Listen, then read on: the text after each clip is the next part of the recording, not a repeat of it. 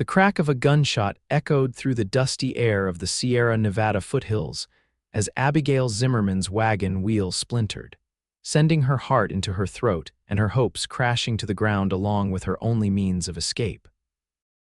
It was 1876, 3 days out from Santa Rosa, California, and Abigail was running out of time, luck, and now transportation. "Damn it all to hell," she cried, her voice carrying across the empty landscape. Abigail yanked back on the reins, bringing her panicking horses to a halt before they could drag the damaged wagon any further. The left rear wheel had completely collapsed, its wooden spokes shattered beyond repair. Dust swirled around her as she jumped down from the driver's seat, her skirts gathering dirt as she crouched to examine the damage. The late afternoon sun beat down mercilessly on her auburn hair, loosely pinned beneath a wide-brimmed hat.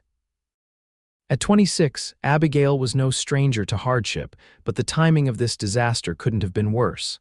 Another gunshot cracked through the air, closer this time. Abigail's head snapped up, her green eyes widening with fear. The Blackwater Gang was gaining on her. 3 days she'd been running from them after witnessing their brutal robbery of the Santa Rosa Bank, a robbery that had left the kindly bank manager, Mr. Peterson, dead on the floor. "They're coming," she whispered to herself, frantically trying to think of a plan. Her father's old revolver was tucked in her satchel, but she was no gunslinger, and there were at least 5 men on her trail. The contents of her wagon, her entire life packed up after selling her late father's ranch, seemed to mock her now. What good were linens and kitchenware against a band of murderous outlaws? The sound of approaching horses sent her diving back into the wagon, scrambling for her gun. But as she positioned herself to face whatever came next, another rider appeared from the opposite direction, galloping hard toward her from the west. His silhouette cut a stark figure against the setting sun, broad-shouldered and tall in the saddle. As he drew closer, Abigail could make out a weather-beaten face beneath a dusty black Stetson. He rode with the easy confidence of a man who belonged on horseback, reining in his magnificent dapple-gray stallion just yards from her broken wagon. "Looks like you've got yourself in a bit of trouble, madam," he called out, his voice deep and gravelly. Abigail kept her gun half hidden in the folds of her skirt. "I don't need any trouble, mister," wasn't offering any. He dismounted in one fluid motion, boots hitting the ground with a soft thud. "Name's Xavier Ryder. Most folks call me Zav." Another distant gunshot made them both turn toward the eastern horizon, where a cloud of dust betrayed the approach of riders. "And I'm guessing those aren't friends of yours," he remarked, his hand casually moving to rest on the pearl-handled revolver at his hip. "Blackwater Gang," Abigail said, her voice steady despite her fear. "They've been after me for 3 days now. I saw something I shouldn't have." Xavier's expression darkened. "The Santa Rosa Bank robbery?" Abigail nodded, surprised. "How did you news travels fast, even out here?" His blue eyes scanned the horizon before returning to her broken wagon. "You've got maybe 10 minutes before they're on us, Miss Zimmerman." "Abigail Zimmerman."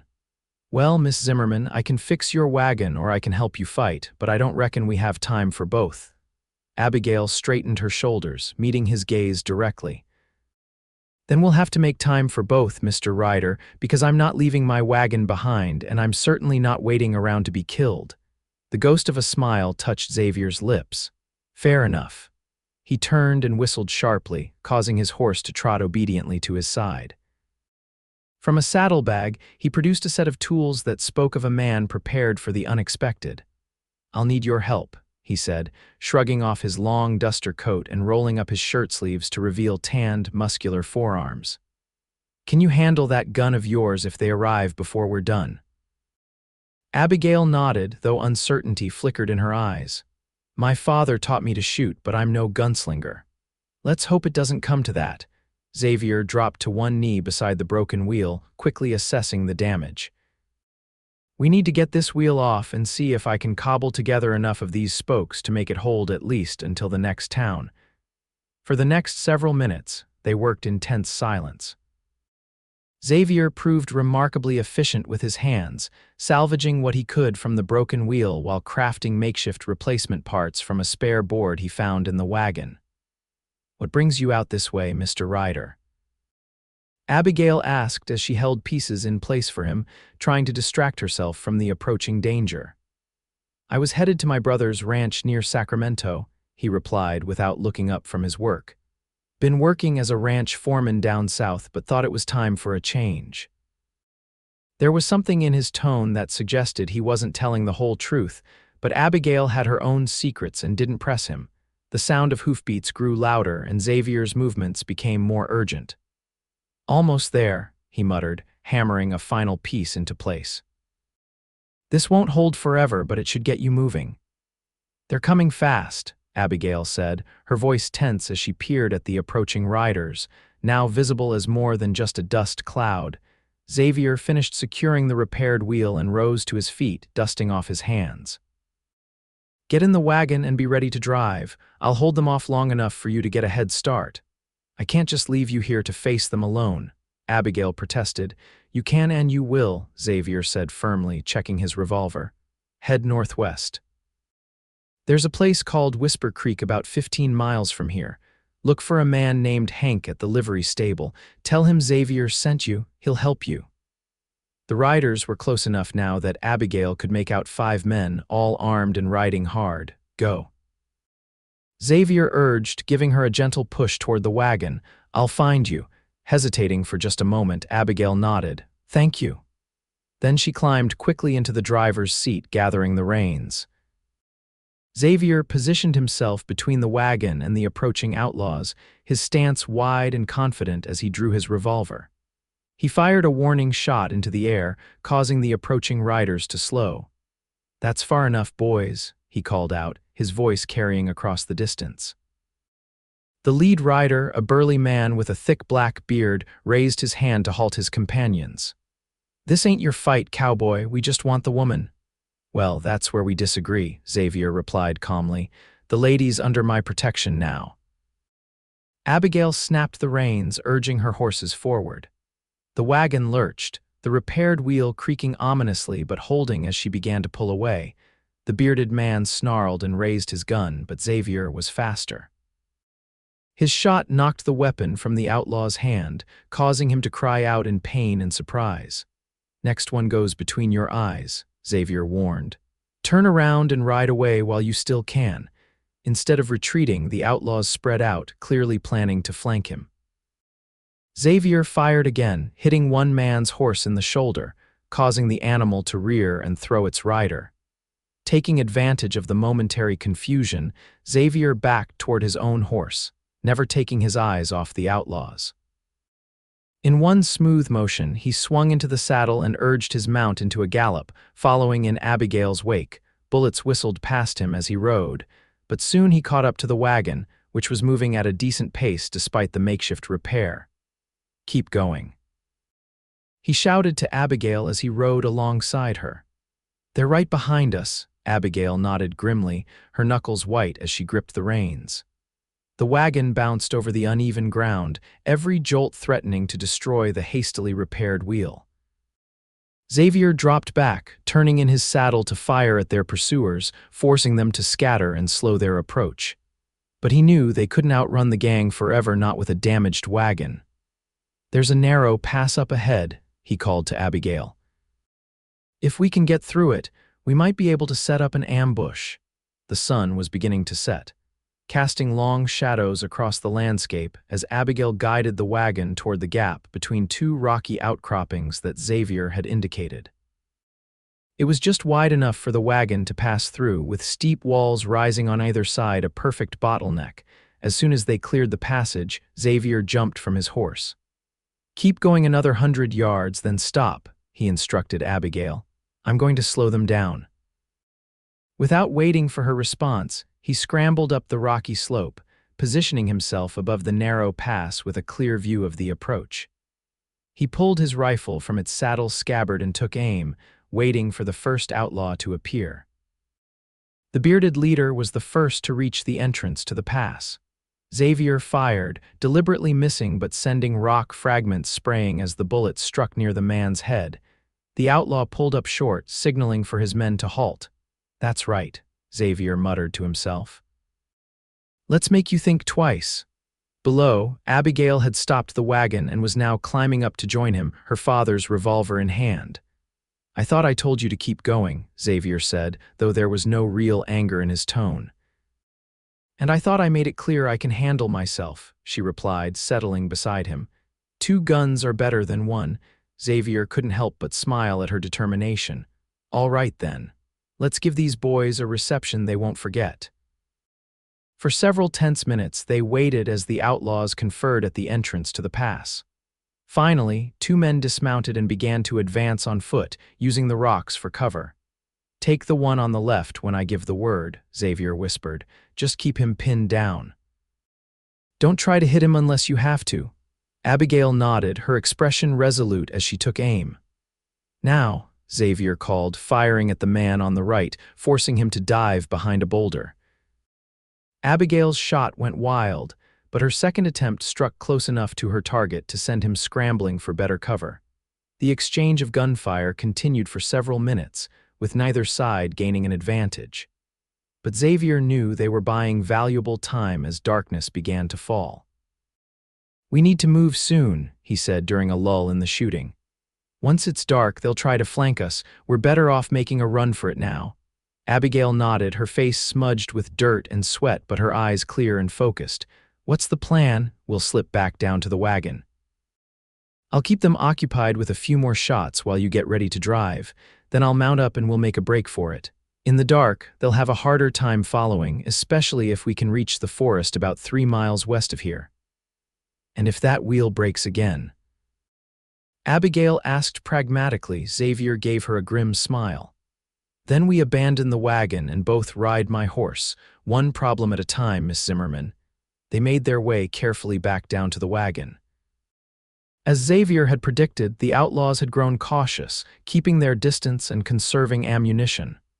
"Ready?" Xavier asked as Abigail climbed onto the wagon seat. She nodded, gathering the reins.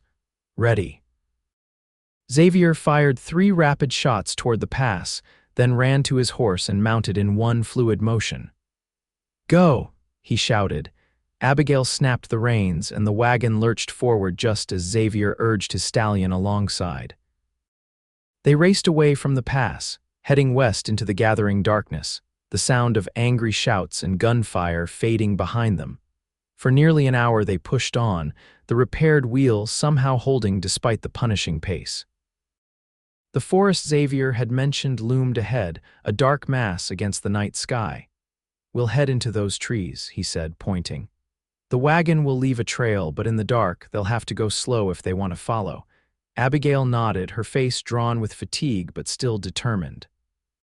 As they reached the edge of the forest, she guided the wagon carefully among the trees, following Xavier's lead. About a mile into the woods, they came upon a small clearing beside a narrow stream. "We should rest here for a bit," Xavier suggested. "Let the horses drink and check that wheel." Abigail brought the wagon to a halt, nearly collapsing with exhaustion as she climbed down. Her hands were raw from gripping the reins and every muscle ached.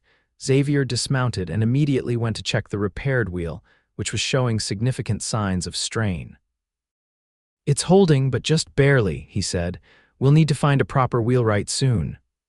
"How far did you say Whisper Creek was?" Abigail asked, sinking down beside the stream to splash cool water on her face.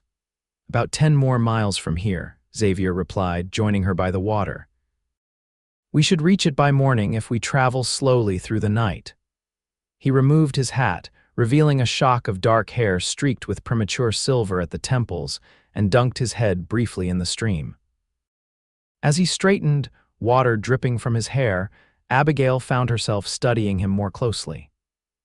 In the moonlight filtering through the trees, she could see the lines of experience etched into his face, a face that spoke of hard years and harder choices. Yet there was kindness in his eyes, a gentleness that seemed at odds with his obvious capability for violence. "Why are you helping me?" she asked suddenly. "You could have ridden past. You didn't have to get involved." Xavier was quiet for a long moment, absently running a hand through his wet hair. "Let's just say I've seen what happens when good people look the other way," he finally said, "and I've been on the wrong side of that equation more than once." There was a story there, Abigail sensed, but she didn't press. Instead, she said simply, "Thank you, I wouldn't have made it without your help." Xavier nodded, accepting her gratitude without comment. "You should try to get some rest," he suggested. "I'll keep watch for a while." "Wake me in a few hours," Abigail insisted. "You need sleep too." A small smile touched his lips. "Yes, madam." Abigail climbed into the back of her wagon, arranging a blanket over a trunk to create a makeshift bed. Despite her exhaustion, she found herself lying awake, listening to the sounds of the forest and the occasional movement of Xavier as he patrolled the perimeter of their small camp. She thought about the events that had led her hear the death of her father 6 months ago, the decision to sell the struggling ranch, the fateful moment she had stepped into the Santa Rosa Bank just as the Blackwater Gang was making their escape. She had seen their faces clearly, had locked eyes with their leader just after he'd shot Mr. Peterson. Now they were determined to silence her permanently. Eventually, fatigue overcame her troubled thoughts and she drifted into a fitful sleep. She dreamed of gunshots and galloping horses, of wheels breaking and mended with hands that were somehow both rough and gentle. When Xavier gently shook her awake, the eastern sky was just beginning to lighten. "We should get moving," he said quietly. "I haven't seen any sign of pursuit, but I don't want to press our luck." Abigail sat up, disoriented for a moment before memories of the previous day came flooding back. "Did you sleep at all?" she asked, noting the shadows under his eyes. "Enough," he replied, which she took to mean hardly at all. "I checked the wheel again. It should hold if we take it slow, but I've rigged up a support just in case." Sure enough, when Abigail climbed out of the wagon, she saw that Xavier had fashioned a crude brace for the damaged wheel using branches and leather straps from his saddle. "You're quite resourceful, Mr. Ryder," she observed, impressed despite her weariness. "Necessity," he said with a shrug. "And it's just Xavier or Zav. Mr. Ryder makes me sound like my father." "Then you must call me Abigail," she replied, managing a small smile, "or Abby to my friends." "Are we friends then?" Xavier asked, something unreadable flickering in his eyes. "You saved my life and risked your own doing it," Abigail said. "I'd say that qualifies you." Xavier didn't respond directly, but she thought she detected a softening in his expression. "We should eat something before we set out," he said, reaching into his saddlebag and producing some jerky and hardtack. "Not much of a breakfast, I'm afraid." "It's perfect," Abigail assured him, suddenly aware of her hunger. They ate in companionable silence, sharing water from Xavier's canteen. As the sky brightened, they prepared to move on. Xavier helped Abigail up to the driver's seat before mounting his own horse. "Stay close to me," he instructed. "The trail gets a bit treacherous in places." They set off slowly, Xavier leading the way through the forest. True to his word, the path was challenging, with exposed roots and occasional deep ruts that forced them to navigate carefully to avoid further damage to the wagon. "So what awaits you in Whisper Creek?" Abigail asked after they had been traveling for about an hour. "You mentioned a man named Hank." "Hank Tillman," Xavier confirmed. "Runs the livery there. Good man, owes me a favor from way back. He'll help us get your wagon fixed properly and give us a safe place to lay low for a bit." "And then what?" Abigail pressed. "The Blackwater Gang isn't likely to simply give up." Xavier was quiet for a moment, considering. "There's a U.S. Marshal based in Sacramento, Jim Cortland. Honest man, good at his job. If we can get word to him about what you witnessed, he might be able to help bring these men to justice." "That's a big if," Abigail observed. "And Sacramento is still a long way off." "One step at a time," Xavier said pragmatically. "First Whisper Creek, then we'll figure out the rest." They continued on, the forest gradually thinning as they approached the edge of the woods. By mid-morning they emerged onto open country again, a vast expanse of rolling hills stretching before them. "Whisper Creek is just beyond that rise," Xavier said, pointing to a distant hill. "We should make it by noon if we keep this pace." As they traveled, Abigail found herself studying Xavier whenever he wasn't looking her way. There was something about him that didn't quite fit the image of a simple ranch foreman. The way he handled himself in danger, his resourcefulness, the quiet confidence with which he made decisions, these suggested a man with a more complicated past than he was letting on. "How did you come to be a ranch foreman?" she asked, curiosity finally getting the better of her. Xavier glanced at her, a hint of wariness in his expression. "Grew up on a ranch," he said after a moment, "seemed the natural path. And before that, before you were a foreman," his jaw tightened almost imperceptibly. "Did a bit of everything, drove cattle, broke horses, served in the war." "Which side?" Abigail asked, then immediately regretted the question when she saw the shadow cross his face. "Union," he said shortly. "I was young, thought I was fighting for something important. Weren't you?" Abigail pressed gently. Xavier's gaze drifted to the horizon. "Maybe. But war has a way of making you question everything you thought you knew." He fell silent for a long moment, then visibly shook off whatever dark thoughts had claimed him. "What about you? What takes a young woman across country alone with everything she owns?" Abigail accepted the change of subject, recognizing that Xavier had shared as much as he was comfortable with for now. "My father died 6 months ago," she explained. "The ranch had been struggling for years, and with him gone, well, there wasn't much left to keep me in Santa Rosa. I sold what I could, packed up the rest, and decided to head east. I have an aunt in Denver who's offered me a place to stay until I can get established." "I'm sorry about your father," Xavier said, genuine sympathy in his voice. "Thank you, it was his time, he'd been ill for a while." Abigail's throat tightened with emotion, but she swallowed hard and continued. "I was at the bank finalizing the sale of the ranch when the Blackwater Gang burst in. It happened so fast, 1 minute I was signing papers, the next there was shouting and gunfire. Mr. Peterson tried to stop them and—" She trailed off, the memory still raw. "You don't have to talk about it," Xavier said quietly. Abigail nodded gratefully. "Anyway, they saw me, I saw them, and here we are." They fell into silence again as they crested the hills Xavier had pointed out earlier. Below them, nestled in a small valley, lay Whisper Creek, a modest settlement of perhaps 24 buildings clustered around a main street, with scattered farms and homesteads dotting the surrounding countryside. "Not much to look at," Xavier commented, "but the people are decent enough. And more importantly, it's the kind of place where strangers are noticed. If the Blackwater Gang comes sniffing around, we'll have some warning." As they approached the town, Abigail found herself drawing curious glances from the locals. A woman driving a wagon with a cowboy escort wasn't an unusual sight in itself, but the clearly damaged wheel and their trail-worn appearance marked them as something out of the ordinary. Xavier led them directly to a large barn at the edge of town, a hand-painted sign proclaiming it Tillman's Livery and Smithy. As they pulled up outside, a burly man with enormous mutton chop whiskers emerged, wiping his hands on a leather apron. "Well, I'll be damned," the man said, breaking into a wide grin at the sight of Xavier. "Xavier Ryder, as I live and breathe, thought you'd be halfway to Sacramento by now."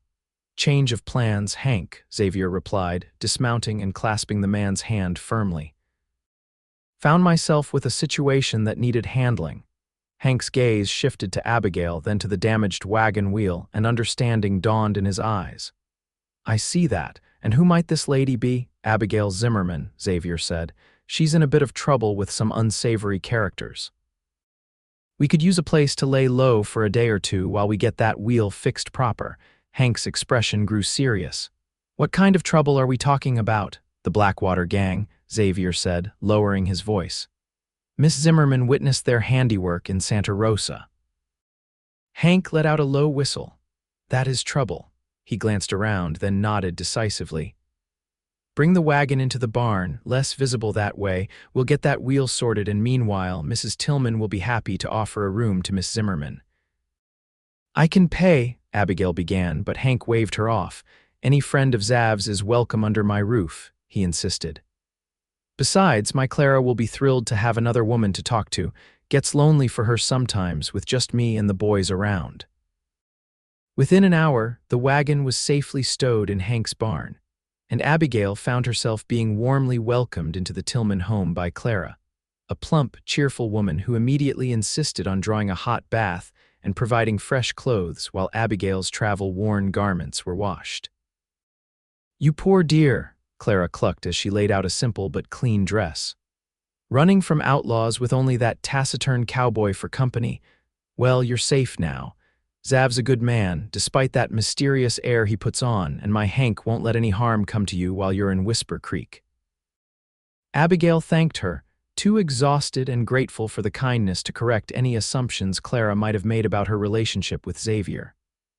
The bath was heavenly, washing away days of dust and fear, and the borrowed dress, though a bit large on her slender frame, was blessedly clean. When she emerged, feeling somewhat restored, she found Xavier seated at the Tillmans' kitchen table, deep in conversation with Hank.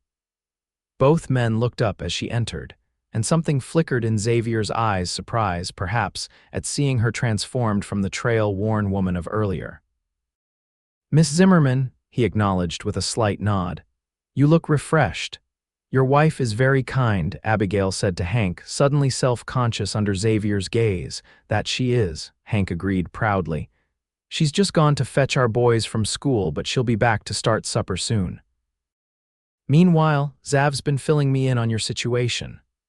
Xavier gestured for Abigail to join them at the table. "Hank thinks he can have your wheel properly repaired by tomorrow afternoon," he said, "and he's agreed to send a message to Marshal Cortland in Sacramento."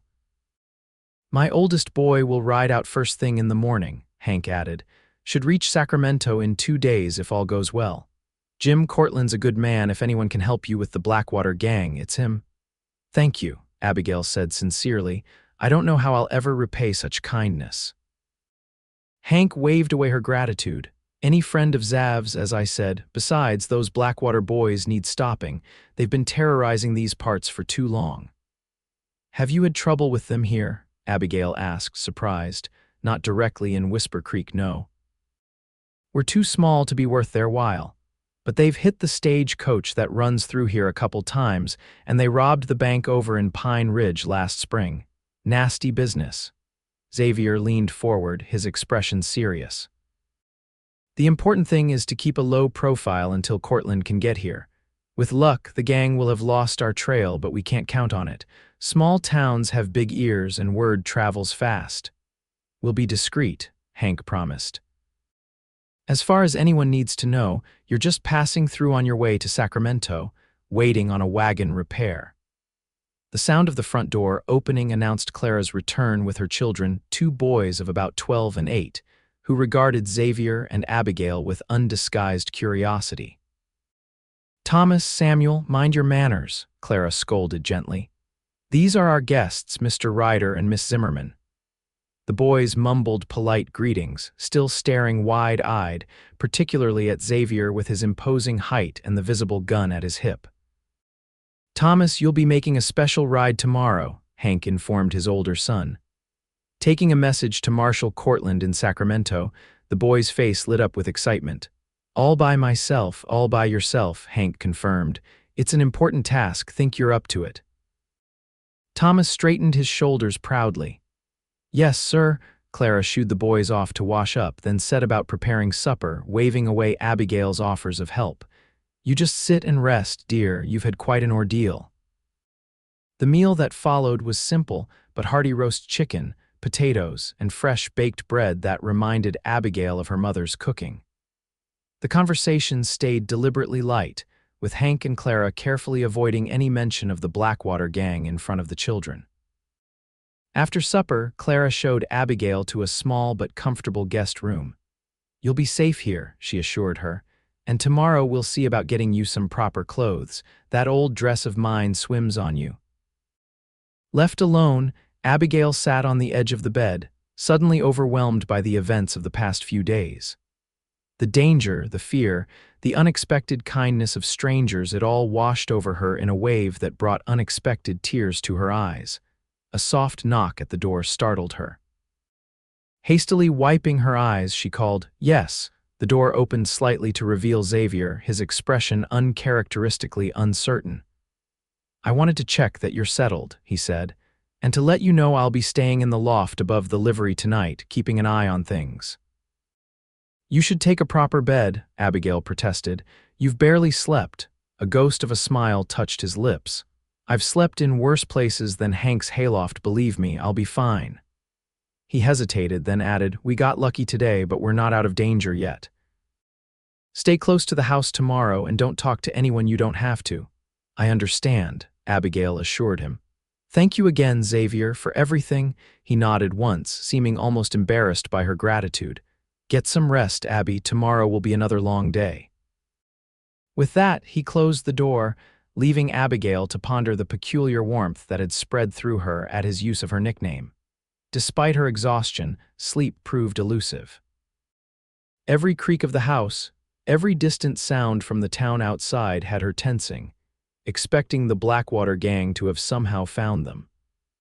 When she finally did drift off, her dreams were a confused jumble of broken wagon wheels, gunshots, and Xavier's face, sometimes rescuing her, sometimes needing rescue himself. Morning came too quickly, sunlight streaming through the thin curtains of the guest room window. Abigail rose and dressed in Clara's borrowed clothes, braiding her auburn hair into a simple plait before heading downstairs. She found Clara in the kitchen, already busy with breakfast preparations. "There you are, dear. Did you sleep well? You must be exhausted after everything you've been through." "Well enough, thank you," Abigail replied, not wanting to burden her hostess with the truth of her restless night. "Please let me help with breakfast." Clara seemed about to refuse, then relented with a smile. "You can set the table if you like. The men should be in shortly. Hank went out to the livery at first light, and your Mr. Ryder was already up and about, of course." "He's not my Mr. Ryder," Abigail corrected gently, feeling a blush rise to her cheeks. Clara gave her a knowing look but didn't press the issue. "Well, whoever's Mr. Ryder he is, he's been keeping a close watch, checked every approach to town before dawn, according to Hank." Abigail wasn't surprised. Xavier struck her as the type of man who left nothing to chance when it came to safety. The front door opened, and Hank entered with Xavier and the boys in tow. Xavier looked tired but alert, his eyes immediately finding Abigail as he entered the kitchen. "Morning," he greeted her simply. "Good morning," she replied, suddenly conscious of her appearance in the borrowed dress. "Clara says you've been patrolling already." Xavier nodded. "No sign of trouble. I think we've got a bit of breathing room." "That's good news," Clara said brightly, placing a platter of bacon on the table. "Now sit, all of you, before the food gets cold." Breakfast was a lively affair, with the boys excitedly discussing Thomas's upcoming ride to Sacramento. Young Samuel was clearly envious of his brother's important mission, while Thomas attempted to appear nonchalant about the responsibility despite his obvious pride. "Now remember, son," Hank instructed as the meal concluded, "you ride straight to the marshal's office. Give the letter directly to Marshal Cortland and no one else. Then you wait for his response before heading back. You've got provisions for 3 days, so there's no need to rush and wear out your horse." "Yes, Pa," Thomas replied solemnly. Within the hour, Thomas was mounted on a sturdy pony, Hank's carefully sealed letter secure in his saddlebag. The family gathered to see him off, with Xavier giving the boy some last-minute advice about safe camping spots along the route. "He'll be fine," Hank assured Abigail as they watched Thomas ride away. "He's made the trip with me before, and he's a sensible lad." "I don't like involving children in this," Abigail said worriedly. "Sometimes children are the best messengers," Xavier commented. "Less likely to draw attention than a grown man in a hurry." With Thomas on his way, the day's focus turned to repairing Abigail's wagon. Hank proved to be a skilled wheelwright, and with Xavier's assistance, the work progressed steadily. Clara, meanwhile, insisted on taking Abigail to visit the local general store. "You can't keep wearing my old things," she declared. "We'll find you something that fits properly." Xavier was hesitant about the excursion, but finally agreed when Hank pointed out that 2 women shopping was the most natural thing in the world and less likely to draw attention than a stranger hiding away. The general store was run by an elderly couple, the Pattersons, who greeted Clara warmly and regarded Abigail with polite curiosity. "My cousin from California," Clara explained smoothly. "Just passing through on her way to visit family in Sacramento. Had a bit of wagon trouble, so she's staying with us for a day or two. Mrs. Patterson accepted the explanation without question, and was soon helping Abigail select practical traveling clothes, 2 serviceable dresses, a warm shawl, sturdy boots, and various other necessities to replace items that had been hastily packed in her flight from Santa Rosa. "Quite handsome, that friend of your husband's," Mrs. Patterson commented to Clara as she wrapped Abigail's purchases in brown paper. "The one who rode in with your cousin yesterday." Abigail felt her cheeks warm at the observation, but kept her expression neutral as she examined a display of hat pins with apparent fascination. "Xavier, yes, he's been a friend of Hank's for years," Clara replied casually, "always turning up when least expected. Mysterious type, Mrs. Patterson noted. My herald says he has the look of a man with a past. Don't we all?" Clara laughed, smoothly changing the subject. "How is that grandbaby of yours doing?" By the time they returned to the Tillman home, laden with packages, Abigail was acutely aware of how quickly information traveled in a small town like Whisper Creek. Every person they encountered seemed to already know about the arrival of strangers, and each had questions thinly veiled as polite conversation. "That's small-town life for you," Clara said with a sigh when Abigail mentioned it. "Everyone knows everyone else's business or thinks they should. But don't worry, no one here knows anything about the Blackwater Gang or your trouble with them."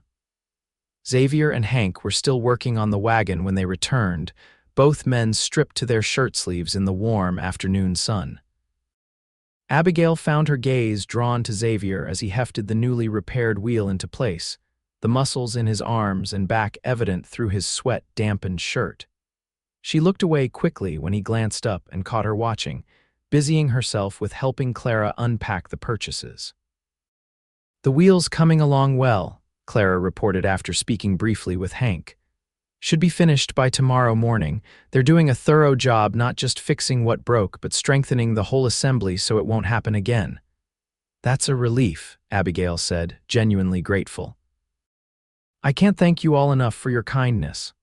"Nonsense," Clara dismissed. "Anyone would do the same.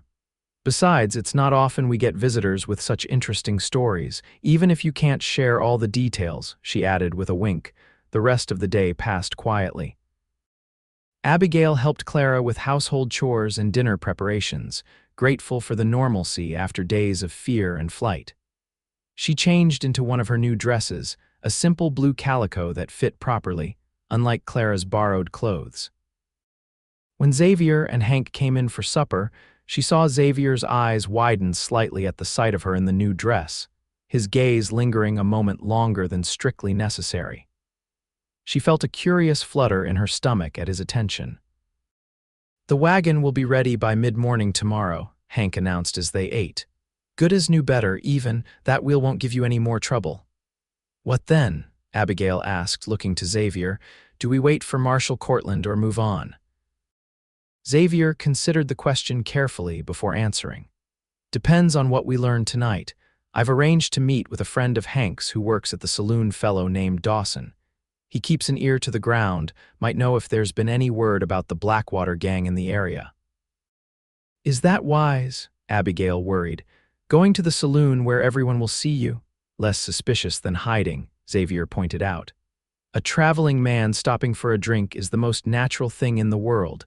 Besides, Dawson won't talk to me anywhere else." After supper, Xavier prepared to head into town. Abigail followed him onto the porch, concerned despite his assurances. "Be careful," she said quietly, "if anyone recognizes you." Xavier turned to face her, his expression softening. "I appreciate your concern, but this isn't my first dance with danger, Abby." He hesitated, then added, "Why don't you tell me what's really worrying you?" Abigail looked away, gathering her thoughts. "I'm afraid," she admitted finally. "Afraid that these men will never stop hunting me. Afraid that innocent people like the Tillmans will be hurt because they helped us. Afraid that you'll..." She trailed off, unable to articulate the sudden, intense fear that something might happen to this man she barely knew but had come to depend on so completely. "Look at me," Xavier said gently. When she raised her eyes to his, he continued, "I made you a promise to keep you safe, and I intend to keep it. The Blackwater Gang are dangerous, yes, but they're not invincible, and they're not the worst I've faced."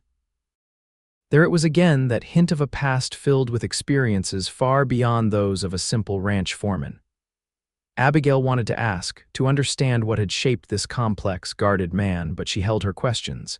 Instead, she simply nodded. "Go, find out what you can." "I'll be here when you get back." A ghost of a smile touched his lips. "I'm counting on that." With a tip of his hat, he turned and walked toward town, his tall figure soon swallowed by the gathering darkness. Left alone on the porch, Abigail wrapped her arms around herself, suddenly cold despite the mild evening. She had the unsettling feeling that events were moving towards some inevitable confrontation, one that neither she nor Xavier might be fully prepared for. Inside, Clara was putting young Samuel to bed. The boy had been full of questions about Xavier all day, clearly fascinated by the gunslinger who had appeared so dramatically in their lives. "Is Mr. Ryder going to marry Cousin Abigail?" He had asked innocently at supper, causing both Abigail and Xavier to choke on their food while Hank roared with laughter.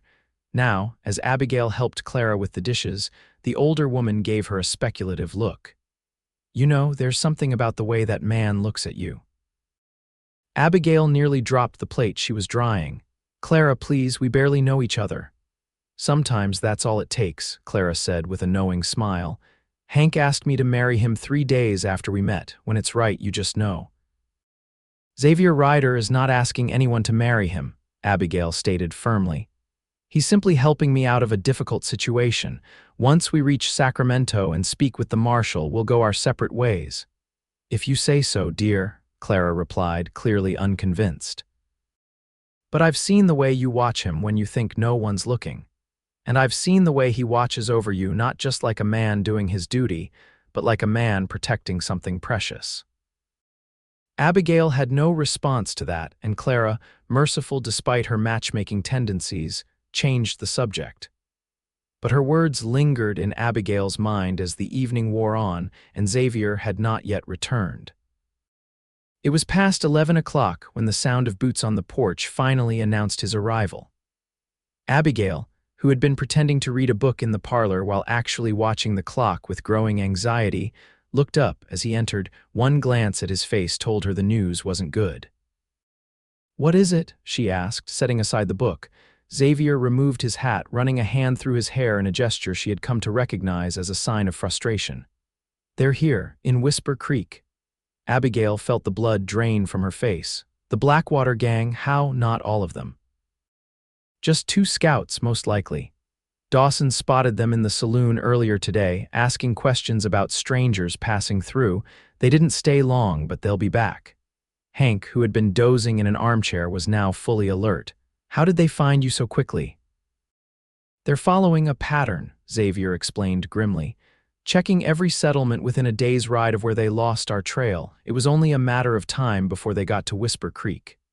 "Did they see you at the saloon?" Abigail asked anxiously. Xavier shook his head. "No. Dawson warned me before I went in. I watched from across the street until they left town." "So what now?" Hank asked.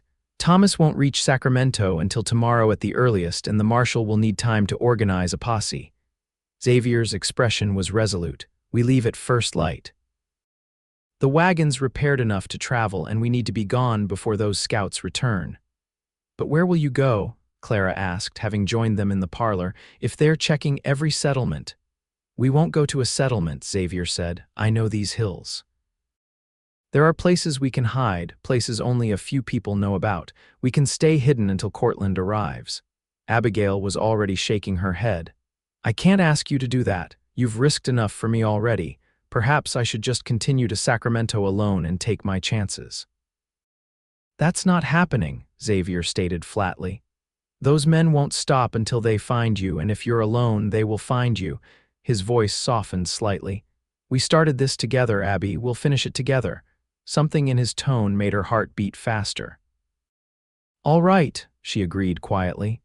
At first light, the rest of the night was spent in hurried preparations. Hank provided extra ammunition for Xavier's guns and packed provisions that would last several days.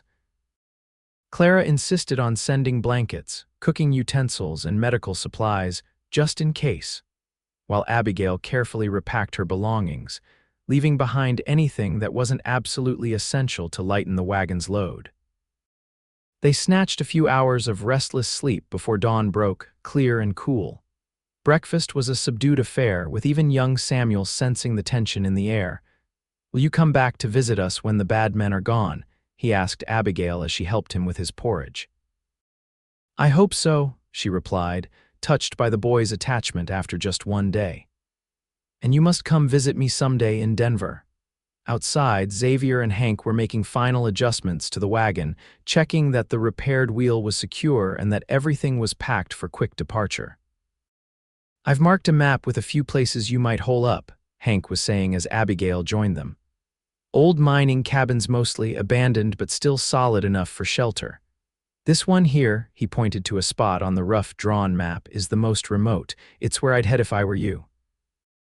Xavier studied the map, committing it to memory. "Thank you, my friend, for everything. Just make sure you both come back in one piece," Hank replied gruffly. "Clara's already planning a celebration dinner for when this is all over." The final goodbyes were brief but heartfelt. Clara hugged Abigail tightly, pressing a small parcel into her hands. "Biscuits for the journey," she explained, "and a little something to remember us by." Inside the package, Abigail found a delicately embroidered handkerchief with her initials. "Thank you," she whispered, fighting back unexpected tears. "For everything." As the first rays of sunlight touched the eastern horizon, Xavier helped Abigail onto the wagon's seat, then mounted his stallion. With a final wave to the Tillmans, they set off, taking a little-used trail that led away from town and into the rugged hills beyond. They traveled in tense silence for the first hour, both scanning the landscape for any sign of pursuit. The repaired wagon performed admirably, the wheel holding steady even on the rough trail. "How far to this cabin Hank mentioned?" Abigail asked when they paused briefly to rest the horses. "About 20 miles, Xavier replied, consulting Hank's map. "Rough country most of the way. We'll need to take it slow with the wagon, but we should reach it by late afternoon if all goes well." "And if all doesn't go well?" Abigail couldn't help asking. Xavier met her gaze steadily. "Then we adapt. Whatever happens, I won't let them take you, Abby." The simple declaration, delivered with such quiet certainty, sent a warm shiver through her. "I believe you," she said softly. They continued on, the trail gradually becoming steeper and more challenging as they climbed into the hills. Xavier rode ahead, scouting the path and occasionally doubling back to ensure they weren't being followed. By midday, they had reached a high ridge that offered a commanding view of the surrounding countryside. Far below, Whisper Creek was just visible as a small cluster of buildings beside a glinting thread of water. "We'll rest here a while," Xavier decided, dismounting. "Check the wheel again and let the horses recover before the next stretch." Abigail climbed down from the wagon gratefully, stretching her stiff muscles. The morning's tension had left her shoulders aching, and despite the danger, she found herself relieved to be moving again rather than waiting for trouble to find them. Xavier examined the repaired wheel carefully. "Hank did good work," he commented. "It's holding better than I expected." "He seems like a good friend," Abigail observed, watching as Xavier checked each of the other wheels as well. "The best," Xavier agreed. "Saved my life once back during the war. I was wounded, separated from my unit. Hank found me, got me to a field hospital, even though he was supposed to be heading in the opposite direction." It was the most Xavier had shared about his past since they'd met, and Abigail recognized the significance of the confidence. "You've known each other a long time, then?" Xavier nodded, straightening up from his inspection of the wagon. "Almost 15 years now. Don't see him often, our paths don't cross much, but he's the kind of friend you can count on when it matters." "Like now," Abigail said softly. "Like now," Xavier agreed, his gaze meeting hers with an intensity that made her breath catch. For a moment, something unspoken seemed to pass between them, something that had been building since that first moment he had appeared in her hour of need. The moment was broken by the distant sound of a gunshot echoing across the hills. Xavier's head snapped around, his body instantly alert. "Get in the wagon," he ordered, his voice tense. "Now." Abigail didn't argue, scrambling back onto the seat as Xavier swung into his saddle. Another shot rang out, closer this time. "They've found our trail," Xavier said grimly. "We need to move fast." Abigail snapped the reins, and the wagon lurched forward, following as Xavier led the way off the ridge and onto a narrow path that wound through dense pine forest. "The trees will give us cover," he called back to her. "Stay close." The next hour was a harrowing race through increasingly difficult terrain. The wagon bounced and swayed alarmingly as Abigail pushed the horses harder than she would have dared under normal circumstances. Behind them, the occasional distant shout or gunshot confirmed that their pursuers were still on their trail. "How many do you think there are?" Abigail called to Xavier as they forded a shallow stream. "Hard to tell," he replied, scanning the forest behind them. "At least 3, maybe more." "They're gaining." The path narrowed further as they climbed, becoming little more than a game trail in places. Abigail's arms ached from controlling the horses, and sweat dampened her new dress despite the cool mountain air. Suddenly, Xavier raised his hand, signaling a halt. "Listen," he said, his voice barely audible. Abigail strained her ears but heard nothing beyond the breathing of the horses and the creaking of the wagon. "No shots," Xavier explained, frowning. "No shouting, they've gone quiet." "Maybe they've given up," Abigail suggested hopefully. Xavier shook his head. "More likely they've split up, trying to get ahead of us." He studied the map again, then looked up with determination. "There's a place about 2 miles from here, a narrow pass between 2 cliffs. If we can get through it and collapse the trail behind us, we might gain enough time to reach the cabin." "Collapse the trail," Abigail repeated, alarmed. "How?" "Dynamite," Xavier said simply, reaching into his saddlebag and producing several sticks bound together. "Hank thought we might need it." Man always did think ahead. Abigail stared at the explosives, torn between shock and gratitude for Hank's foresight. "Will it work?" "It'll have to," Xavier replied grimly. "Come on, we need to reach that pass before they catch up to us." They set off again, pushing the horses as hard as they dared on the treacherous trail. Abigail's heart pounded in time with the hoofbeats, her eyes constantly scanning the forest around them for any sign of their pursuers. The pass Xavier had mentioned came into view just as the shadows were beginning to lengthen, a narrow gap between 2 towering rock faces, barely wide enough for the wagon to squeeze through. "Perfect," Xavier muttered as they approached. "Natural bottleneck." "They'll have to come through one at a time." He dismounted, quickly tying his horse to the back of the wagon. "I'll drive," he said, climbing up beside Abigail. "When we get through, keep going. Don't stop no matter what you hear. I'll catch up." "What are you going to do?" Abigail asked, though she already knew the answer. "Set the dynamite, then create a distraction," Xavier explained, taking the reins from her. "With luck, it'll buy us enough time to reach the cabin before dark." Abigail wanted to protest, to insist they stay together, but she knew he was right. This was their best chance. Xavier guided the wagon carefully through the narrow pass, the rock walls so close on either side that Abigail could have reached out and touched them. As soon as they emerged on the other side, he pulled the team to a halt. "Go," he ordered, handing the reins back to Abigail. "Follow the trail up, it leads straight to the cabin. I'll be right behind you." Abigail hesitated, a sudden fear gripping her heart. "Xavier, I know," he said quietly, his eyes meeting hers with an understanding that needed no words. Then, in a move that surprised them both, he leaned forward and pressed a swift, hard kiss to her lips. "For luck," he murmured as he pulled away. "Now go." Stunned, Abigail could only nod as Xavier jumped down from the wagon. She snapped the reins, urging the horses forward, her mind reeling from the unexpected kiss even as her body responded automatically to the need for flight. Behind her, she heard Xavier moving quickly, presumably setting the dynamite. She didn't look back, focusing instead on navigating the trail that wound upward into the mountains. The explosion, when it came, was far louder than she had expected. The ground seemed to shake beneath the wagon wheels, and one of the horses whinnied in panic. Abigail held tight to the reins, steadying the team even as she fought the urge to turn back. Gunshots followed the explosion, then a volley of return fire that could only be Xavier. Abigail bit her lip hard enough to draw blood, forcing herself to keep moving forward as she'd promised. The trail grew steeper, the wagon struggling on the incline.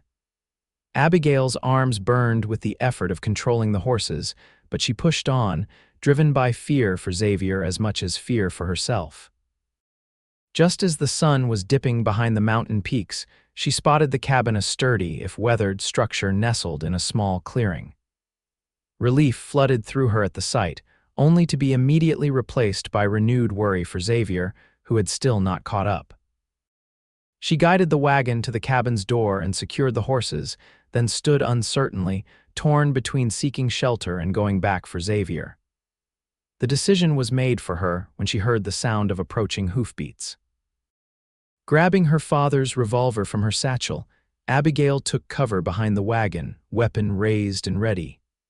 Her hands shook slightly, but her resolve was firm. If the Blackwater Gang had gotten past Xavier, they would not take her without a fight. The rider appeared at the edge of the clearing, and Abigail nearly sobbed with relief when she recognized Xavier on his gray stallion. He was riding hard, bent low over the horse's neck, and even from a distance, she could see a dark stain spreading across his left shoulder. Xavier. She called, rushing forward as he reined in beside the cabin. He practically fell from the saddle, grimacing with pain. "Inside," he managed to say, quickly. Abigail helped him into the cabin, supporting his weight as best she could. The interior was sparse but serviceable, a rough wooden table and chairs, a stone fireplace, and a narrow bed against the far wall. "Sit," she ordered, guiding him to the bed. "Let me see that wound." Xavier complied without argument, a fact that concerned her more than the blood soaking his shirt. "How bad is it?" he asked as she carefully removed his coat and began unbuttoning his shirt. "I won't know until I see it," Abigail replied, trying to keep her voice steady. The sight of the bullet wound in his shoulder made her stomach clench, but she forced herself to examine it clinically. "The bullet went through clean, at least. It needs cleaning and bandaging, but I don't think it hit anything vital." "Good," Xavier said through gritted teeth, "because we're not out of trouble yet. I got 2 of them at the pass, but the rest will find a way around." "We have until morning at the latest." Abigail busied herself with treating his wound, grateful for Clara's foresight in packing medical supplies. "How many are left?" she asked as she cleaned the wound with whiskey from Xavier's saddlebag, causing him to hiss in pain. "At least 3, including their leader," Xavier replied once he could speak again. "Man named Silas Turner, he's the one you saw kill the bank manager." Abigail's hands faltered at the name. "You know him," Xavier's expression darkened. "We've crossed paths. It was a long time ago during a darker period of my life." There it was again, that hint of a past Xavier seemed reluctant to reveal. Abigail continued bandaging his shoulder, waiting to see if he would elaborate. After a long silence, he did. "I wasn't always on the right side of the law, Abby," he admitted, his voice low. "After the war I was lost, angry, fell in with some bad people, did things I'm not proud of. Turner and I rode together for a time." Abigail kept her expression neutral, though her mind raced with questions. "What changed?" she asked simply. Xavier's gaze was distant, focused on memories she couldn't share. "A job went wrong. Innocent people got hurt, a woman, 2 children, I couldn't. Something broke in me that day. I walked away, tried to build a different kind of life." His eyes found hers, filled with a vulnerability she hadn't seen before. "I've been trying to make up for it ever since." Abigail finished securing the bandage, then gently placed her hand on his uninjured shoulder. "You're not that man anymore, Xavier. I've seen who you really are these past few days." A ghost of a smile touched his lips. "Have you now?" "Yes," she said firmly. "A good man, a brave man, a man who risks his life for a stranger because it's the right thing to do." She hesitated, then added softly, "A man worth caring about." Something shifted in Xavier's eyes at her words, a warmth that banished the shadows of his past, at least for the moment. Slowly, giving her every chance to pull away, he reached up and cupped her cheek in his hand. "Abigail Zimmerman," he murmured, "you are the most surprising woman I've ever met." Before she could respond, he leaned forward and kissed her, not the swift, desperate kiss of earlier, but a gentle, questioning touch that asked more than it demanded. Abigail answered by moving closer, her hand sliding up to his neck as she returned the kiss with a fervor that surprised them both. When they finally broke apart, both slightly breathless, Xavier rested his forehead against hers. "This is probably the worst possible timing," he said ruefully. "Or the best," Abigail countered. "Nothing like mortal danger to clarify one's feelings." Xavier chuckled, then winced as the movement jarred his injured shoulder. "We need to prepare," he said reluctantly, pulling back. "They'll come at dawn, most likely." "Then we'd better be ready," Abigail agreed, rising to her feet. Despite the danger that still loomed, she felt strangely calm, as if something important had been settled between them. They spent the next few hours fortifying the cabin as best they could. Xavier, despite his injury, moved furniture to create defensive positions, checked and loaded every weapon they had, and showed Abigail how to reload faster in the heat of battle. "You're a quick study," he commented as she practiced handling his spare revolver. "My father always said I was stubborn," Abigail replied with a small smile. "Once I set my mind to learning something, I don't give up easily."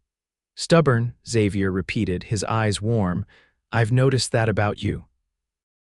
As night fell, they ate a simple meal from their provisions, neither having much appetite but knowing they needed to keep up their strength. The cabin grew cold with the mountain night, and Xavier built a small fire, careful to keep it low enough that the light wouldn't be visible from outside. "You should get some rest," he suggested as Abigail stifled a yawn. "I'll take the first watch." "Your shoulder," she began to protest, but he shook his head. "Will hurt whether I'm sitting up or lying down," he finished for her. "I'll wake you in a few hours." Too exhausted to argue, Abigail stretched out on the narrow bed, pulling a blanket over herself. Despite her fatigue, sleep was elusive as her mind churned with thoughts of the coming confrontation and of the man sitting vigilant by the window. "Xavier," she said softly. "When this is over, what will you do?" There was a long pause before he answered. "I'm not sure. I've spent so long looking over my shoulder, running from my past, that I haven't given much thought to a future." "You could come to Denver," Abigail suggested hesitantly. "With me." Another pause, longer this time. "You don't know me, Abby, not really." "I know enough," she insisted. "The rest I'm willing to learn if you want me to." Xavier's silhouette was still against the moonlight filtering through the window. "What about your aunt in Denver?" "She has a large house and not much family left," Abigail explained. "She'd welcome you, I'm sure, and Denver's growing fast. There would be opportunities for a man with your skills." "My skills," Xavier repeated, a hint of bitterness in his tone. "Guns and violence." "Not much call for that in civilized society." "That's not all you are," Abigail said firmly, sitting up to face him. "You're resourceful, brave, protective. You know horses, ranching. You can build things, fix things. The world needs men like you, Xavier Ryder."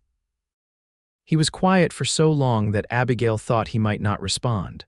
Finally, he said softly, "Go to sleep, Abby. We'll talk about Denver after we deal with Turner."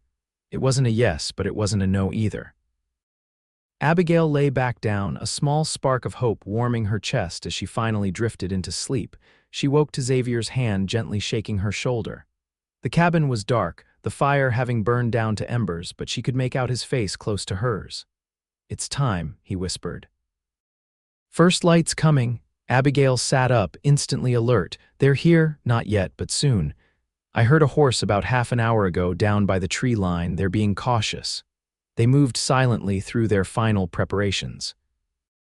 Xavier positioned Abigail behind the overturned table with his spare revolver and a shotgun Hank had provided. He took position by the window, his rifle ready. "Remember," he instructed quietly, short, controlled bursts with the shotgun. "It'll kick hard, so brace yourself, and don't hesitate. These men won't show you any mercy, so you can't afford to show them any either."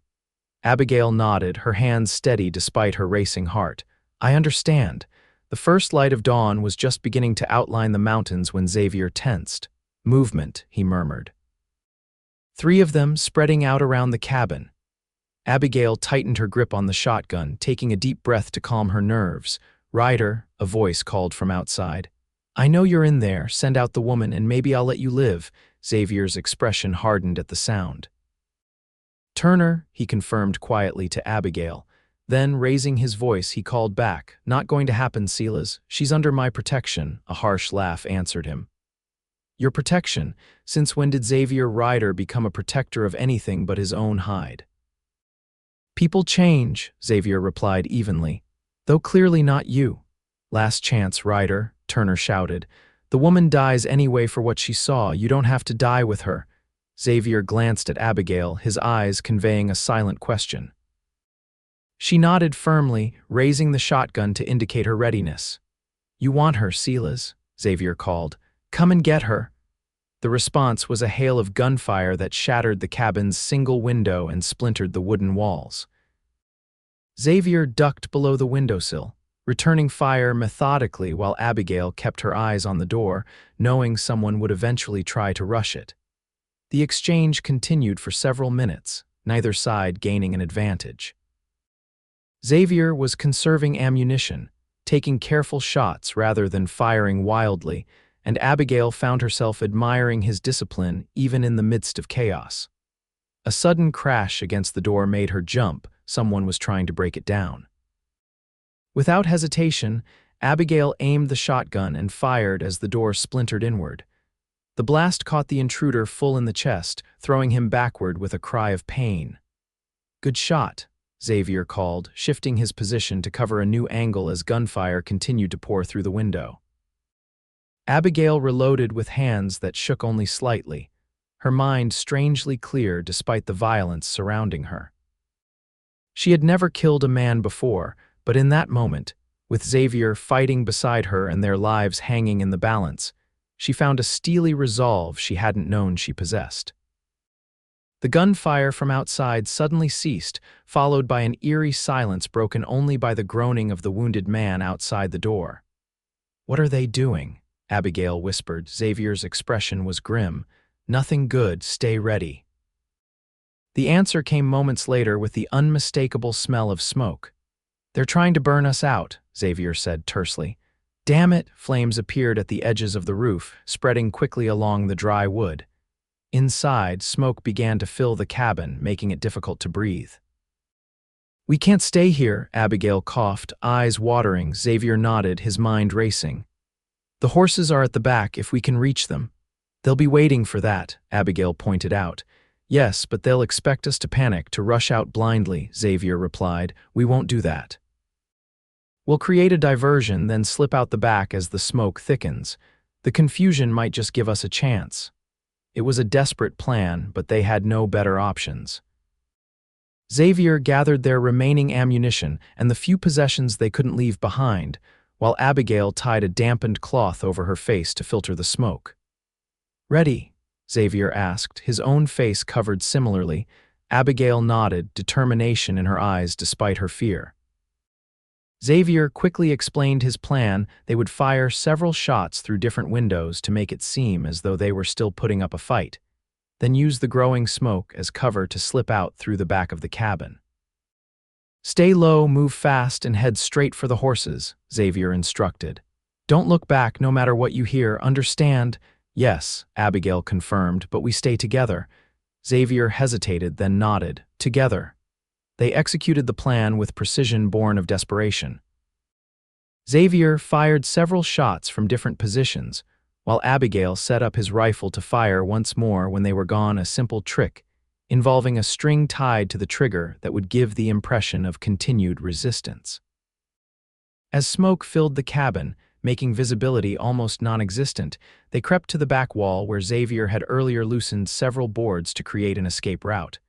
The roof was now fully ablaze, sections beginning to collapse as the fire consumed the dry timber. Now, Xavier whispered, pulling aside the boards to create an opening just large enough to squeeze through. Abigail went first, crawling on her stomach out into the clear morning air, grateful for every breath that didn't burn her lungs. Xavier followed immediately behind her, his injured shoulder clearly causing him pain but not slowing him down. They stayed low, using the smoke and the cabin itself as cover as they made their way to where the horses were tethered. Abigail's wagon team was still hitched, panic evident in their rolling eyes as they sensed the nearby fire. "We can't take the wagon," Xavier murmured. "Too slow, we'll both ride my horse." Abigail nodded, helping him untie his stallion while whispering soothing words to calm the frightened animal.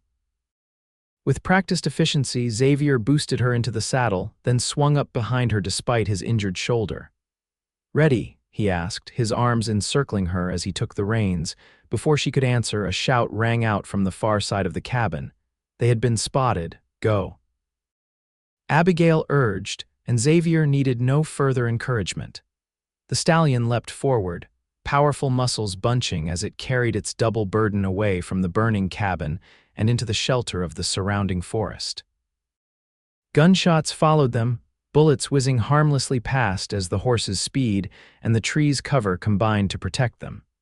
Xavier guided the horse expertly through the dense forest, taking a route that would be difficult for pursuers to follow. Abigail clung to the saddle horn, her body pressed against Xavier's as they rode hard away from danger. For nearly an hour they maintained this punishing pace, putting as much distance as possible between themselves and the Blackwater Gang. Finally, when the horse began to show signs of fatigue, Xavier slowed their pace to a walk. "I think we've lost them, at least for now," he said, his breath warm against Abigail's ear. "They'll be slowed down by their wounded man, and they don't know these mountains like I do." Abigail allowed herself to relax slightly, leaning back against Xavier's chest. "Where are we going?" "There's another cabin about 10 miles from here," Xavier explained. "An old trapping post that Hank marked on the map. Not as sturdy as the last one, but it should provide shelter while we wait for Marshal Cortland." "If he comes," Abigail said softly, voicing the doubt that had been growing in her mind. "He'll come," Xavier assured her. "Jim Cortland is many things, but unreliable isn't one of them. Especially when it comes to the Blackwater Gang. They've been a thorn in his side for years." They rode in silence for a time, the rhythm of the horse's gait and the filtered sunlight through the pine branches creating an almost peaceful atmosphere despite the danger still lurking behind them. "I'm sorry about your wagon," Xavier said eventually. "I know it contained everything you owned." Abigail considered this, surprised to find that the loss didn't trouble her as much as it should have. "Things can be replaced," she said simply, "and I saved what matters most." She patted her pocket where her mother's locket and father's pocket watch were safely stored, along with the money from the ranch sale. Xavier's arms tightened slightly around her in a gesture that might have been comfort or agreement. "Still, it's a hard thing to lose everything and start over." "Not everything," Abigail corrected softly, "and not alone." She felt rather than saw Xavier smile as he rested his chin briefly on the top of her head. "No," he agreed, "not alone." The trapping cabin, when they finally reached it in the late afternoon, was little more than a one-room shack with a small stone fireplace and a dirt floor. But it was solid enough, with no obvious signs that anyone had used it recently. "It's not much," Xavier acknowledged as he helped Abigail dismount, "but it'll keep us out of the weather." "And hopefully hidden from the Blackwater Gang," Abigail added, stretching her stiff limbs after the long ride. While Xavier tended to the horse, securing it in a small lean-to attached to the cabin, Abigail explored their temporary shelter. There was a crude wooden platform that might serve as a bed, a rickety table with a single chair and various trapping implements hanging from the walls. "Homie," she commented dryly when Xavier joined her. He chuckled, wincing slightly as the movement pulled at his wounded shoulder. "I've stayed in worse." Abigail immediately turned her attention to his injury. "Let me check that bandage. All that riding can't have done it any good." Xavier submitted to her examination without protest, sitting on the edge of the wooden platform while she carefully unwrapped the blood-stained bandage. The wound looked angry and inflamed, but there was no sign of serious infection yet. "It needs cleaning again," Abigail said, reaching for their meager medical supplies salvaged from the burning cabin. "And you need to rest. You've lost blood, and exhaustion won't help you heal." "We both need rest," Xavier countered, watching her face as she worked. "But one of us needs to keep watch. I don't think Turner will find us here, but I've learned never to underestimate him." "I'll take the first watch," Abigail insisted, finishing with the fresh bandage. "You've been pushing yourself too hard with that shoulder." Xavier looked as though he might argue, but exhaustion won out. "Wake me at nightfall," he conceded, "and Abby, don't hesitate to wake me sooner if anything at all seems wrong." "I promise," she assured him. While Xavier stretched out on the wooden platform, Abigail positioned herself by the cabin's single window, rifle across her lap. Outside, the forest was quiet save for the occasional bird call or rustle of wind through the pines. As she kept her vigil, Abigail found her mind returning to the conversation they'd had at the previous cabin about Denver, about a possible future together. It seemed almost absurd to be contemplating such things while running for their lives, and yet perhaps that was exactly when such thoughts mattered most. She glanced over at Xavier, who had fallen into the deep sleep of the truly exhausted, his face relaxed in a way she had rarely seen it. Despite the dirt and blood, despite the harshness of their circumstances, she found him beautiful not just physically, though he was certainly handsome enough, but in the core of strength and decency she had glimpsed beneath his guarded exterior. A man worth caring about, she had called him. The truth, she now realized, was simpler and more frightening. He was a man she was falling in love with. The thought should have terrified her. They had known each other mere days, had spent most of that time in mortal danger, and she knew only fragments of his past. And yet, there was a certainty in her feelings that defied rational explanation, as if her heart had recognized something in him that her mind was only beginning to understand. Evening approached, the sunlight fading as shadows lengthened across the cabin floor. Abigail debated letting Xavier sleep longer. He clearly needed it, but she had promised to wake him, and the night would be long enough with them taking turns to watch. She approached quietly, laying a gentle hand on his uninjured shoulder. "Xavier," she called softly. He woke instantly, his hand moving to the gun at his side before his eyes had fully opened. When he saw Abigail, he relaxed, though the transition from sleep to alertness had taken mere seconds. "Is it time already?" he asked, sitting up carefully. "Just past sunset," Abigail confirmed. "Nothing to report. The forest's been quiet." Xavier nodded, running a hand through his hair. "Good, you should get some sleep now. I'll wake you if anything changes." Abigail hesitated, reluctant to surrender her position now that the more vulnerable hours of darkness were upon them. "Are you sure you're up to it? Your shoulder is sore but serviceable," Xavier finished for her. "I've functioned with worse, Abby. Rest while you can." Too exhausted to argue further, Abigail took his place on the wooden platform, arranging her shawl as a makeshift pillow. Despite her fatigue, she found herself watching Xavier as he checked his weapons and positioned himself by the window, his profile outlined against the fading light. "Xavier," she said softly. He turned to look at her, his expression questioning. "Thank you for everything. I know I've said it before, but I want you to know that I mean it. Without you, I wouldn't have survived this." A small smile touched his lips. "You're stronger than you give yourself credit for, Abby. I think you would have found a way with or without me." "Perhaps," she allowed. "But I'm glad it was with you." Something shifted in his expression, a softening, a vulnerability he rarely allowed himself to show. "So am I," he admitted quietly. There was more to say, so much more, but exhaustion was claiming Abigail rapidly. Her eyes grew heavy, and the last thing she saw before sleep took her was Xavier's steady figure keeping watch, a guardian between her and the dangers of the night. She dreamed of Denver, of a small house with a garden, of Xavier's smile unguarded in the sunlight, of a life where gunshots and danger were distant memories rather than imminent threats. The dream was so vivid, so filled with warmth and possibility, that waking was a harsh return to their precarious reality. It was still dark when she opened her eyes, confused at first about what had awakened her. Then she heard it again, the distinctive sound of a horse's snort, too close to be wild, too quiet to be their own mount tethered at the back of the cabin. Xavier was instantly at her side, his finger to his lips in a silent command for quiet. "Someone's out there," he whispered, barely audible. "At least 2 riders, maybe more." Abigail's heart raced as she carefully rose from the platform, reaching for the shotgun Xavier had placed nearby. "How did they find us?" "Doesn't matter now," Xavier replied grimly. "What matters is getting out of here alive." The cabin had only 1 door and 1 window, making defense difficult but escape even more so. Xavier seemed to be considering their limited options when a voice called from outside. "Anyone in there?" "This is U.S. Marshal Jim Cortland." Abigail and Xavier exchanged startled glances. "Could it really be the Marshal?" Abigail whispered hopefully. Xavier's expression remained cautious.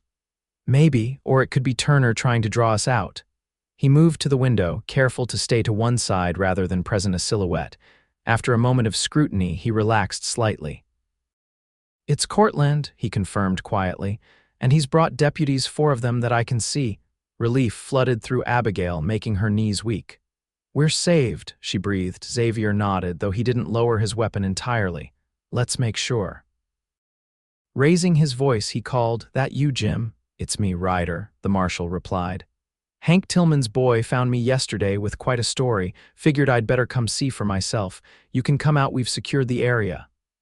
Xavier hesitated for just a moment longer, then holstered his gun. "Let's go meet the law," he said to Abigail, a hint of tension still evident in his stance despite his relief. They emerged from the cabin into the gray light of pre-dawn to find 5 men on horseback, all wearing the distinctive badges of U.S. Marshals. The one in the center, a tall man with a silver-streaked beard and weathered features, dismounted and approached them with a mixture of relief and exasperation on his face. "Xavier Ryder," he said, shaking his head. "Should have known you'd be in the middle of this mess." "Not by choice, Jim," Xavier replied, clasping the marshal's hand briefly. "Miss Zimmerman here had a spot of trouble with the Blackwater Gang. I was just lending a hand." Marshal Cortland turned his attention to Abigail, his manner softening slightly. "Miss Zimmerman, I understand you're the witness who saw Turner kill Peterson at the Santa Rosa Bank." "Yes, sir," Abigail confirmed. "I saw everything, all their faces, clear as day." Cortland nodded, satisfaction evident in his expression. "That's what we needed. Been after those boys for years, but witnesses have a way of disappearing before they can testify." He glanced at Xavier. "Until now, it seems." "Turner's still out there," Xavier warned. "He had at least 2 men with him as of yesterday morning, though we wounded one of them. They burned down Hank's old mining cabin trying to get to us. We found what was left of it," Cortland confirmed, "and we found something else too." He turned, gesturing to one of his deputies, who tossed something onto the ground between them. It was a black hat with a distinctive silver band, an exact match to the one Turner had been wearing when Abigail saw him at the bank. "Turner?" Xavier asked sharply, staring at the hat. Cortland nodded, a grim satisfaction in his eyes. "Found him and one of his boys about 5 miles from here. Looks like the wounded one didn't make it, and they stopped to bury him. We came upon them unexpected like." Turner went for his gun. The marshal shrugged. "He won't be troubling anyone again." Abigail felt a complex mixture of emotions at the news, relief that the immediate danger was past, a certain satisfaction that justice had been served, but also a hollow feeling that was hard to define. So much fear, so much running, and in the end, it was over almost anticlimactically. "There's still one left unaccounted for," Xavier pointed out. "Turner usually rode with 5 men. We got one at the pass, wounded another who's now dead, and you got Turner and 1 more. That leaves 1. Blakely," Cortland confirmed. "Mean little weasel, but not much without Turner to back him up. My deputies are tracking him now. He won't get far." The marshal turned back to Abigail. "In the meantime, Miss Zimmerman, I'd like to escort you back to Whisper Creek. You'll need to make a formal statement about what you witnessed at the bank, but after that, you'll be free to continue your journey." "My wagon," Abigail began, then stopped, remembering that it had been left behind at the burning cabin. "We found it," Cortland assured her. Singed around the edges, but mostly intact. One of my deputies is bringing it to Whisper Creek. Seems like you two managed to save most of your possessions despite Turner's best efforts. Relief washed through Abigail at the news. While the material things weren't as important as her life, the thought of starting over with nothing had been daunting. "Thank you, Marshal," she said sincerely. "For everything." Cortland nodded, then turned back to Xavier. "And what about you, Ryder? Heading back to that ranch foreman job, or have you got other plans?" Xavier's eyes met Abigail's briefly before he answered. "I think my plans might have changed recently, Jim. I'm considering Denver." A slow smile spread across the marshal's face as he glanced between them. "Is that right?" "Well, Denver's a fine city, growing fast. Good place for a fresh start." He clapped Xavier on his good shoulder. "You know, I've got a standing offer from the Denver office. They could use a man with your tracking skills if you ever decided to work on the right side of the law officially." Xavier looked genuinely surprised. "A marshal? Me? Why not?" Cortland challenged. "You know how outlaws think because you used to be one. Best kind of lawman there is, in my experience. Think about it." With that, he turned and began issuing orders to his men, preparing for the journey back to Whisper Creek. Abigail stepped closer to Xavier, who seemed lost in thought. "A U.S. Marshal," she said softly. "It would suit you." Xavier looked down at her, uncertainty in his eyes. "You think so?" "After everything I've told you about my past." "Because of everything you've told me," Abigail corrected, "and everything I've seen. You have a natural sense of justice, Xavier, and you're good at protecting people who need it." A small smile touched his lips. "Like stubborn women with broken wagon wheels." "Exactly like that," Abigail agreed, returning his smile. Xavier took her hand, his expression growing serious. "Denver's a long way from here, and marshal work isn't exactly safe." "I'm not looking for safe," Abigail replied, squeezing his hand. "I'm looking for right, and this feels right, doesn't it?" Xavier studied her face for a long moment, as if searching for any hint of doubt. Finding none, he nodded slowly. "Yes," he agreed. "It does." Cortland's voice broke into their private moment. "If you two are finished making eyes at each other, we should get moving. I'd like to reach Whisper Creek before nightfall." Abigail felt herself blushing, but Xavier just laughed, the sound free and genuine in a way she hadn't heard before. "Coming, Marshal." He called back, then offered Abigail his arm. "Shall we, Miss Zimmerman?" "By all means, Mr. Ryder," she replied with mock formality, placing her hand on his arm. Together, they walked toward the marshals and their waiting horses, toward Whisper Creek and the promise of justice served, toward Denver and whatever future awaited them there. The road ahead would not be easy. Abigail had no illusions about that, but for the first time since her father's death, she felt a sense of purpose, of belonging. Her wagon had indeed broken with outlaws on her trail, and a cowboy had fixed it while holding them off. But in the process, something else had been mended as well, something in both of them that neither had realized was broken until they found each other. As Xavier helped her onto a horse provided by one of the deputies, their eyes met in silent understanding. Whatever came next, they would face it together. The journey back to Whisper Creek passed without incident, the presence of 5 U.S. Marshals effectively discouraging any trouble they might have encountered. Xavier rode beside Abigail, their conversation ranging from practical matters of the journey to more personal revelations as they continued to learn about each other. By the time they reached Whisper Creek in the late afternoon, Abigail felt she had gained years of knowledge about Xavier Ryder, his childhood on a small ranch in western Texas, his reluctant service in the Union Army despite his southern upbringing, the disillusionment that had led him down darker paths after the war, and finally, his gradual journey toward redemption. In turn, she shared stories of her own life, the mother she had lost to influenza when she was 12, the father who had taught her self-reliance along with a love of books and music, the challenges of helping run their small ranch when her father's health began to fail, and her hopes for a new beginning in Denver. They were greeted in Whisper Creek like returning heroes. Clara Tillman rushed from her house, tears streaming down her face as she embraced first Abigail, then Xavier. Hank stood nearby, pride evident in his expression as he greeted Marshal Cortland and introduced his younger son, who was staring in awe at the assembled lawmen. "Thomas got to you in time, then," Hank said to Cortland, clapping his older boy on the shoulder. "Just in time," the marshal confirmed. "Smart lad you've got here, might make a fine marshal himself someday." Thomas straightened with pride at the compliment, while Hank pretended to look horrified at the prospect. Not if his mother has anything to say about it. The celebration continued at the Tillman home, where Clara insisted on feeding everyone despite the sudden influx of guests. The deputies took turns eating, some always remaining on alert in case the missing outlaw, Blakely, should appear in Whisper Creek. "I've sent word to Sacramento," Cortland informed them over dinner. "By this time tomorrow, every lawman in 3 territories will be looking for him. He won't get far."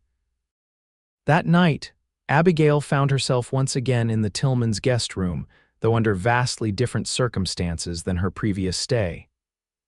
The fear and uncertainty that had plagued her then were gone, replaced by a cautious optimism about the future. A soft knock at her door interrupted her thoughts. She opened it to find Xavier, freshly bathed and wearing clean clothes borrowed from Hank, his injured arm properly bandaged by the town doctor who had been summoned to tend to him. "I wanted to say good night," he said simply. Abigail stepped back, inviting him into the room. With the door left deliberately ajar to preserve propriety, they sat together on the edge of the bed, close but not quite touching. "How's the shoulder?" Abigail asked, noting the way he held it slightly stiffly. "Better. Doc says it's a clean wound, should heal nicely with time." Xavier hesitated, then added, "Marshal Cortland wants us to leave for Sacramento tomorrow. He needs your formal statement, and he thinks it would be safer for you to be in a larger town until Blakely is caught." Abigail nodded, having expected as much. "And after Sacramento, will you still come to Denver?" Xavier took her hand, his expression serious. "If you'll have me, yes, but Abby, I want you to be sure. The things I've told you about my past are your past," she interrupted firmly. "Not your present and certainly not your future." She squeezed his hand. "I know who you are, Xavier Ryder. I've seen it in how you've protected me, how you've risked your life for mine, how you've treated everyone from the Tillmans to Marshal Cortland with respect and decency. The man you were before he's not the man sitting beside me now." Xavier's eyes softened with emotion. "How did I get so lucky to find you?" "I believe it was my broken wagon wheel that did the trick," Abigail replied with a smile. "Apparently, disaster can be the beginning of something wonderful." Xavier chuckled, then grew serious again. "I've been thinking about Cortland's offer about becoming a marshal. And," Abigail prompted when he didn't continue, "and I think it might be the right path for me. A chance to use the skills I've gained over the years for something good. To protect people who need protecting." He paused, searching her face. "But it would mean danger, irregular hours, sometimes being away from home for days or weeks at a time. It's a lot to ask of a wife." The word hung between them, neither confirmation nor proposal, but a possibility that made Abigail's heart beat faster. "Good thing I'm not easily frightened then," she said softly. "And I understand duty, Xavier. My father was the sheriff of our county for many years before he took up ranching. I know what it means to love a man who puts himself in harm's way for others." Relief washed over Xavier's features, followed by a deeper emotion that made his blue eyes darken. Slowly, giving her every chance to pull away, he leaned forward and kissed her a gentle, reverent touch that spoke of promises and possibilities. When they parted, Xavier rested his forehead against hers. "I should go," he murmured reluctantly, "before Clara or Hank comes looking for us." Abigail nodded, though she made no move to release his hand. "Tomorrow," she said, "when we're on the road to Sacramento, we'll have time to talk more, to make plans." "Plans," Xavier repeated, a smile touching his lips. "I like the sound of that." He rose, reluctantly releasing her hand. At the door, he turned back, his expression filled with a wonder that made him look younger, unburdened by the weight of his past. "Good night, Abby." "Good night, Xavier," she replied softly. The journey to Sacramento the next day was uneventful, their party of marshals deterring any potential trouble. Abigail rode in her wagon, now fully repaired thanks to Hank's craftsmanship, while Xavier alternated between riding beside her and scouting ahead with Cortland. In Sacramento, they were provided rooms in a respectable hotel near the federal building where Abigail would give her statement. The process took several days, during which she recounted every detail of the bank robbery multiple times for various officials. Xavier remained by her side throughout, his steady presence a comfort during the grueling questioning. When not with Abigail, he spent time with Marshal Cortland, discussing the logistics of possibly joining the Marshal Service. On their fourth day in Sacramento, news arrived that the final member of the Blackwater Gang had been apprehended trying to cross into Nevada territory. With Blakely in custody, the immediate threat to Abigail was finally, truly over. "You're free to continue your journey whenever you're ready, Miss Zimmerman," Cortland informed her that evening. "Though I'd be obliged if you could return for the trial when the time comes." "Of course," Abigail agreed. "I want to see justice done," Cortland turned to Xavier. "And you, Ryder. Have you given any more thought to my offer?" Xavier glanced at Abigail, a silent question in his eyes. She nodded almost imperceptibly, her support clear in her expression. "I have," Xavier replied, turning back to Cortland. "I'd like to accept if the offer still stands." Cortland's face broke into a broad smile. "Glad to hear it. I'll send the paperwork to the Denver office. They'll be expecting you." He shook Xavier's hand firmly. "You'll make a fine marshal, Ryder. Always knew there was more to you than your reputation suggested." After Cortland left them, Xavier and Abigail walked together through the bustling streets of Sacramento, their future suddenly spread before them with unprecedented clarity. "So, Marshal Ryder," Abigail said, a teasing lilt to her voice, "when shall we depart for Denver?" Xavier smiled down at her, his eyes reflecting the same joy she felt. "I was thinking we might make a stop first," he suggested. "There's a little town about 2 days' ride from here called Silver Creek. It's got a fine church, a decent hotel, and a justice of the peace who could marry us, if you were so inclined." Abigail's heart skipped a beat at the words, though they weren't entirely unexpected. "Are you asking me to marry you, Xavier Ryder?" she questioned softly. Xavier stepped closer, taking both her hands in his. "I am," he confirmed, his voice steady despite the vulnerability in his eyes. "I know it's fast, and I know we still have much to learn about each other, but I've never been more certain of anything in my life. I love you, Abigail Zimmerman. Will you do me the honor of becoming my wife?" Abigail felt tears of happiness spring to her eyes. "Yes," she whispered, then more firmly, "yes, I will marry you, Xavier." His smile was radiant as he gathered her in his arms, heedless of the curious glances from passers-by as he kissed her in the middle of the street. 2 days later, they were married in the simple white church of Silver Creek, with Marshal Cortland serving as witness.